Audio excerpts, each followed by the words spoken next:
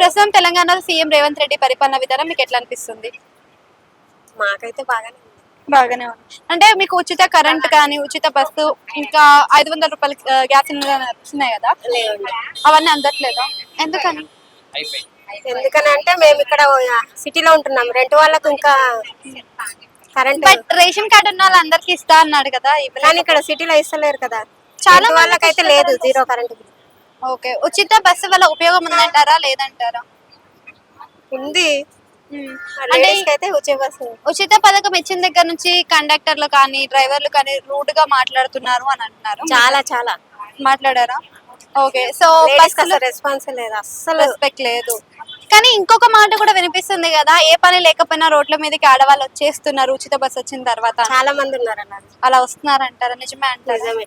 Okay, and ఆడవాళ్ళకి 2500 ఇస్తాను అని చెప్పి ఒక హామీ ఇచ్చారు, మరి కానీ రావట్లేదు కదా, ఉందా?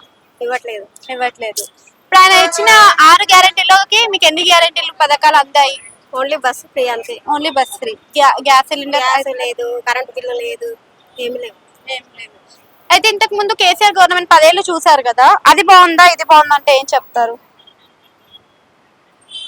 నాకు అంత ఐడియా లేదండి. అది అంటే మీకు అర్థమవుతుంది కదా, అందులో మనకి ఏ పథకాలు రాలేదు, ఇంట్లో వస్తున్నాయి. దీంట్లో అయితే ఇది భూముల ఇది కూడా రానికొచ్చింది కదా, రైతు రైతు రుణమాఫీ కూడా రావట్లేదు ఈ సంవత్సరం. అవేం అందలేదు.